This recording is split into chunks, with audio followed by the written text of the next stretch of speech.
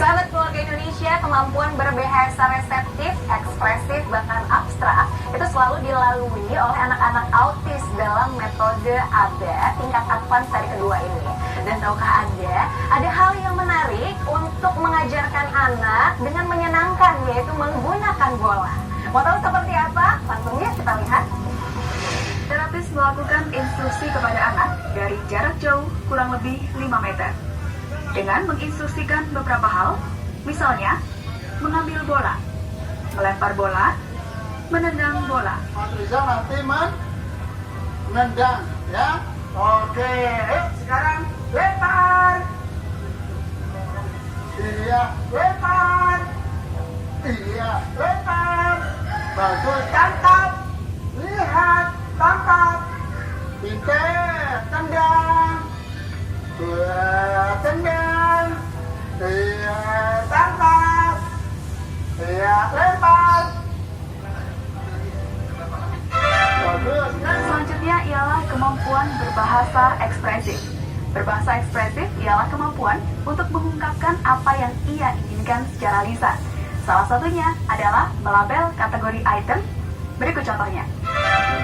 Terapis bisa menyediakan berbagai gambar binatang, buah, dan kendaraan. Pertama, terapis dan anak duduk berhadapan. Anak diperlihatkan sekelompok gambar binatang, buah, dan kendaraan.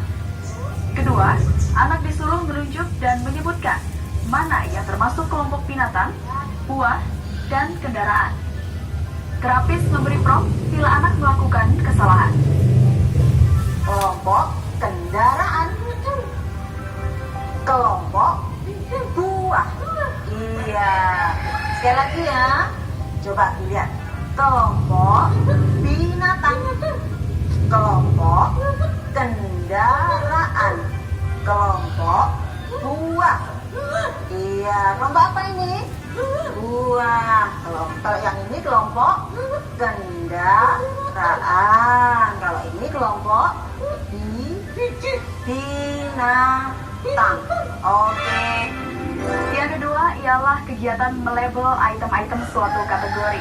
Setelah terapis mempersiapkan gambar seputar buah, binatang, dan juga kendaraan, anak-anak diminta untuk duduk berhadapan dan menyebutkan mana yang termasuk dalam kategori buah, binatang, dan juga kendaraan.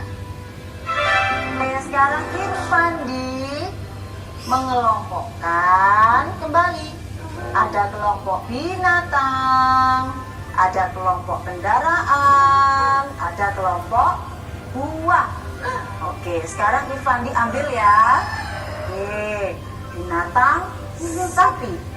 Kelompok apa? Sapi. Diambil. Ambil, kelompokkan. Iya. Terus ambil lagi. Apa itu? Ini apa? Semangka, kelompok. Oke, ambil lagi. Ayo. Iya. Apa ini? Anjing. Iya, anjing kelompok apa? Binatang. Oke. Yang bagus. Ayo ambil lagi. Ini apa? Kelompok apa? Oh iya. Terus? Kalau ini apa? Kelompok apa? Kan? Kendaraan. Sekali lagi, terakhir ayo. Apa ini?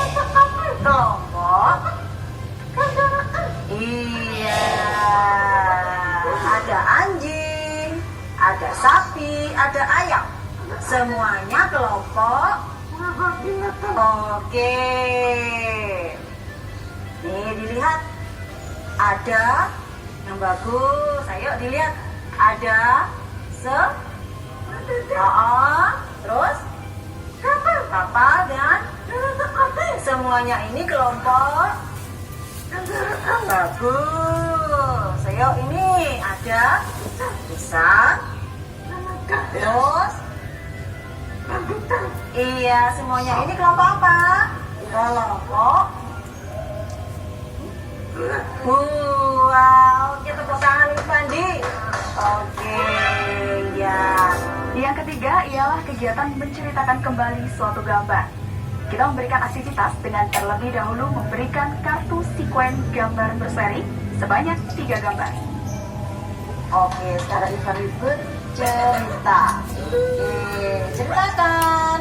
Anak perempuan sedang. Oh, anak perempuan sedang. Anak perempuan sedang menyiram.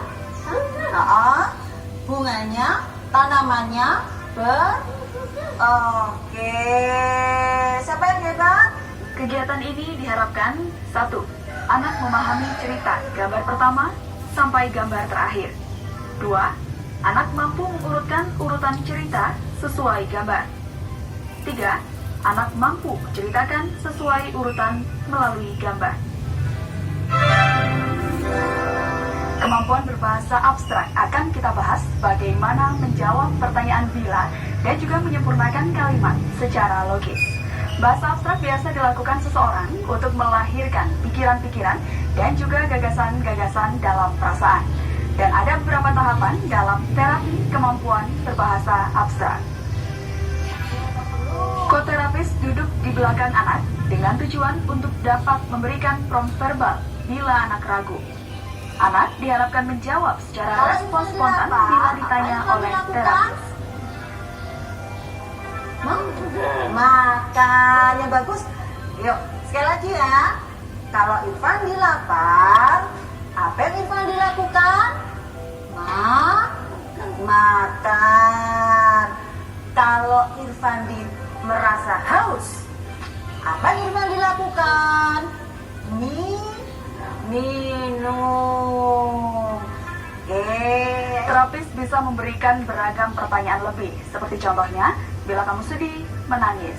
Bila kamu senang, tersenyum. Atau terapis bisa memberikan beragam pertanyaan pengembangan yang lain. Selanjutnya, kemampuan bahasa abstrak dengan menyempurnakan kalimat secara logis. Misalnya, dengan menjawab pertanyaan-pertanyaan dari contoh berikut ini. Dia lapar, dia perlu makan. Hari hujan, dia perlu payung. Dia haus, dia perlu minum. Pintu itu dikunci, itu perlu kunci. Tangannya kotor, dia perlu cuci tangan. Tahapan-tahapan mengarahkan anak sebagai berikut. Terapis dan anak duduk berhadapan, sedangkan koterapis duduk di belakang anak supaya dapat memberikan prompt verbal bila anak ragu. Kalau Anak diharapkan menjawab secara respons spontan bila ditanya oleh terapis. Iya. Mana kukunya Irfan di mana? Kalau kukunya panjang, harus di pinter. Supaya bersih ya kok ya. Supaya apa? Sehat. Sahabat keluarga Indonesia, kita masih membahas mengenai pembelajaran dari anak-anak berkebutuhan khusus, khususnya autis. Dan di sini mereka melalui tahap pembelajaran untuk kemampuan akademiknya. Bagaimana lebih detailnya? Langsung saja kita lihat bersama yuk, berikut tayangannya. Terapis dan anak duduk berhadapan. Koterapis duduk di belakang anak dengan tujuan untuk dapat memberikan prompt verbal sampai anak mampu menjelaskan sendiri. Oh gitu. Anak diharapkan menjawab merespons secara spontan. Apabila ada pertanyaan oleh terapis dengan instruksi, jelaskan tentang.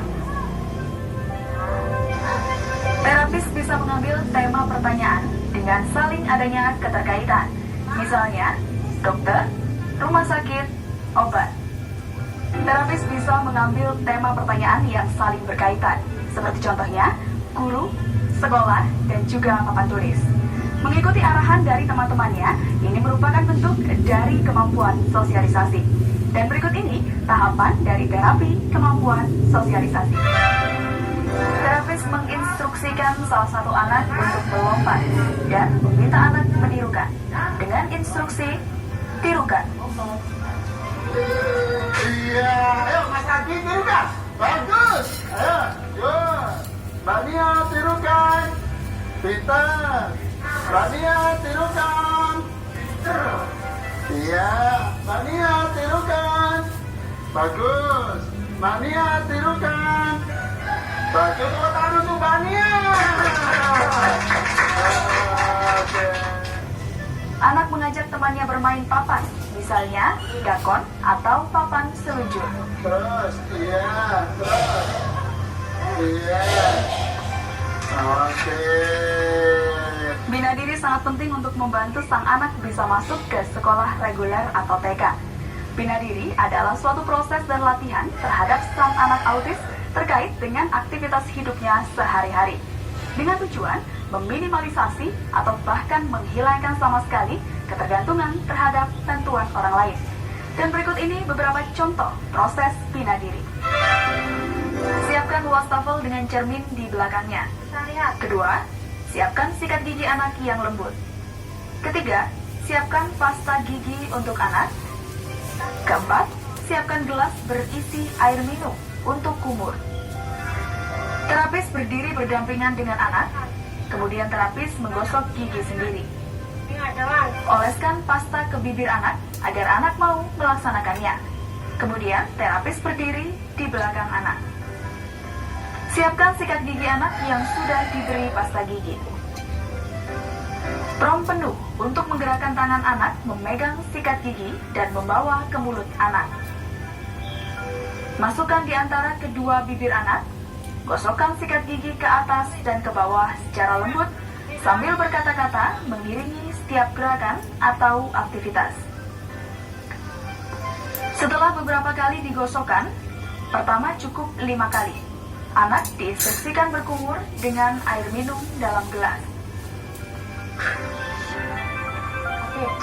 Pada hari berikutnya, kurangi prompt secara bertahap hingga sang anak mampu sendiri. Selain itu, terapis juga bisa melakukan berbagai kegiatan yang lain.